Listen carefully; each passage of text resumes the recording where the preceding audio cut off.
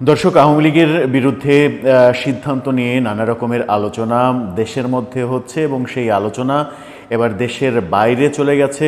তার একটি খবর আমরা গতকালকে জানিয়েছি। ভারত তাদের অনুভূতি জানিয়েছে, ভারত যে এটার বিপক্ষে সেই অবস্থা জানিয়েছে এবং গত মধ্যরাতে প্রায় শেষ রাতের দিকে আমেরিকার যখন দিন, সেই সময়ে আমেরিকার স্টেট ডিপার্টমেন্টের নিয়মিত ব্রিফিংয়ে যুক্তরাষ্ট্রের অবস্থানও পরিষ্কার জানা গেল। আওয়ামী লীগের বিরুদ্ধে অন্তর্বর্তীকালীন সরকার যে নিষেধাজ্ঞার সিদ্ধান্ত নিয়েছে, সেই সিদ্ধান্তের বিপক্ষে যুক্তরাষ্ট্রের অবস্থান সেটা স্পষ্ট করেছে ডোনাল্ড ট্রাম্প প্রশাসন। কি এমন ঘটলো হঠাৎ করে যে আবারও যুক্তরাষ্ট্র আওয়ামী লীগের বিরুদ্ধে ডক্টর ইউনূস সরকারের সিদ্ধান্তের বিপক্ষে চলে গেলেন? আরও একটি গুরুত্বপূর্ণ বিষয়ে কথা সেখানে হয়েছে, যুক্তরাষ্ট্র তাদের উদ্বেগ জানিয়েছে। সেই আলোচনাই করবে এই ভিডিওতে। থাকবেন পলিটিক্স টিভির নিয়মিত আয়োজনে।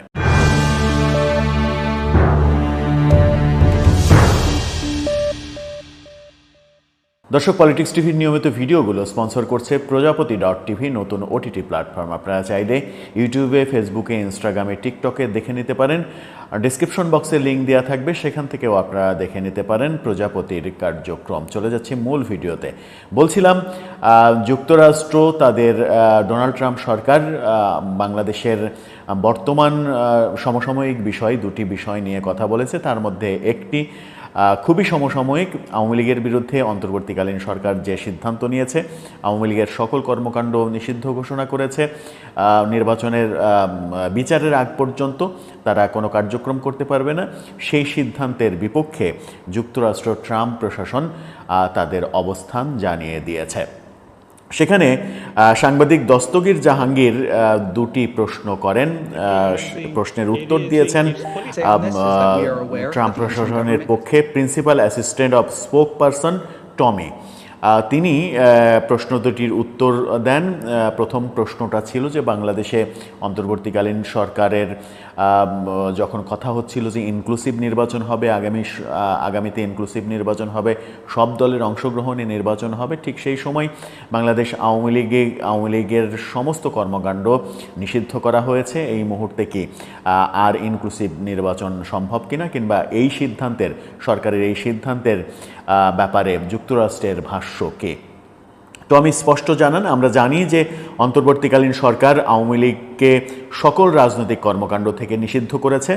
যতক্ষণ না দল এবং এর নেতাদের জন্য একটি বিশেষ ট্রাইব্যুনাল সিদ্ধান্ত নেয়, মানে যতক্ষণ পর্যন্ত ট্রাইব্যুনাল না সিদ্ধান্ত নেয়, আমরা বাংলাদেশের কোনো একটি রাজনৈতিক দলকে অন্য একটি দলের ওপর সমর্থন করি না।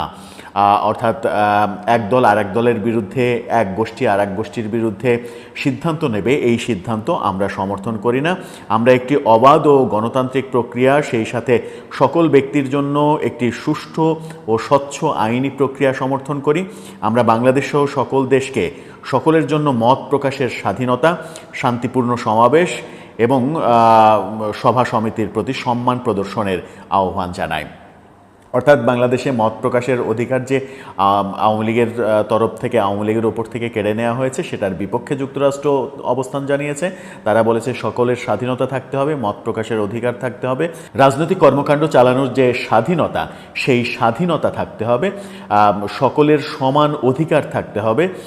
কোনো দলকে এভাবে নিষিদ্ধ করা যাবে না, কোনো গোষ্ঠী এক গোষ্ঠী আরেক গোষ্ঠীকে নিষিদ্ধ করছে, এটা করা যাবে না যতক্ষণ পর্যন্ত না একটি আন্তর্জাতিক মানের ট্রাইব্যুনাল সেই দলের বিরুদ্ধে তথ্য প্রমাণ, আইন কানুন ঘেঁটে কোনো দোষ খুঁজে না পাচ্ছে, ততক্ষণ পর্যন্ত নির্বাহী আদেশে যেটা করা হয়েছে তার বিপক্ষে যুক্তরাষ্ট্র তাদের অবস্থান জানিয়েছে। এবং যুক্তরাষ্ট্র ইনক্লুসিভ নির্বাচনের পক্ষে সেটাও জানিয়েছে, সকলের অংশগ্রহণে তারা নির্বাচন চায়, এই ব্যাপারটা স্পোকম্যান স্পষ্ট করেছেন। দ্বিতীয় প্রশ্ন ছিল, দ্বিতীয় প্রশ্নটা একটু বেশি সেন্সিটিভ। সাংবাদিক দস্তগীর জাহাঙ্গীর তিনি প্রশ্ন করেছেন যে সম্প্রতি লস্করি তায়েবার একজন প্রধান নেতার সঙ্গে বাংলাদেশের আইন উপদেষ্টা আসিফ নজরুলের নাকি ছবি দেখা গেছে মন্ত্রণালয়ে। জম্মু কাশ্মীর বিষয়ে এই জঙ্গি গোষ্ঠী জড়িত রয়েছে এবং তার সঙ্গে যে মিটিং, সেই মিটিং বহু বিতর্কের সৃষ্টি করেছে। বাংলাদেশে জঙ্গিবাদ নিয়ে যখন কথা হচ্ছে তখন সেই জঙ্গিবাদ আবারও মাথাচাড়া দিয়ে উঠছে কিনা, কিংবা বাংলাদেশের সরকারের কেউ কেউ জঙ্গিবাদের পৃষ্ঠপোষকতা করছে কিনা, এরকম প্রসঙ্গ যখন তুলে আনেন তখন আমেরিকার স্পোকম্যান জানিয়েছেন যে জঙ্গিবাদের বিপক্ষে আমাদের স্পষ্ট অবস্থান। বাংলাদেশ শুধু নয়, পৃথিবীর যে কোনো দেশে কোনো ধরনের জঙ্গিবাদের পক্ষে আমেরিকার সরকার নয়। এই স্পষ্ট অবস্থান তারা ব্যক্ত করেছে। এই জাতীয় কর্মকাণ্ডে আমরা কোনোভাবেই সমর্থন করি না। যে কর্মকাণ্ডের কথা সাংবাদিক বলেছেন, এটাকে আমরা কোনোভাবেই সমর্থন করি না। বাংলাদেশ সহ সারা বিশ্বেই জঙ্গিবাদ বিরোধী ভূমিকা আমাদের অব্যাহত থাকবে, সেটাও স্পষ্ট করেছেন। এই বিষয়ে লস্করে তৈয়বার সঙ্গে আসিফ নজরুলের ছবি, ব্যাপারটা সত্য কি মিথ্যা সেটা সাংবাদিক দস্তগীর জাহাঙ্গীর তিনিই বলতে পারবেন। কিন্তু সাম্প্রতিক যে ইস্যুটা, আওয়ামী লীগের বিরুদ্ধে যে বড় সিদ্ধান্ত নিয়েছে সরকার, সেই ব্যাপারে দ্বিতীয় কোনো রাষ্ট্রের সরাসরি মতামত জানা গেল এবং উদ্বেগ প্রকাশ করলো দ্বিতীয় কোনো রাষ্ট্র। প্রথমে ভারত তাদের উদ্বেগ জানিয়েছিল এবং প্রতিবাদ জানিয়েছে। এবার যুক্তরাষ্ট্র ট্রাম্প প্রশাসন থেকে এটা শোনা গেল যে তারাও এর বিপক্ষে অবস্থান করছে। কিন্তু গত কয়েকদিনের আলোচনায় আমরা মনেই করছিলাম যে ট্রাম্প প্রশাসনের সঙ্গে ডক্টর ইউনূস প্রশাসনের সম্পর্ক একটা ভালো সম্পর্ক তৈরি হয়েছে। ভালো সম্পর্ক তৈরি হয়েছে বলেই করিডোর দেওয়ার ব্যাপারে বাংলাদেশ সরকার নীতিগত সিদ্ধান্ত নিয়েছে। সেই করিডোরের নীতিগত সিদ্ধান্ত নিতে গিয়েই যুক্তরাষ্ট্রের ট্রাম্প প্রশাসনের সঙ্গে সম্পর্কটা ঝালাই করতে পেরেছে ডক্টর ইউনূস সরকার।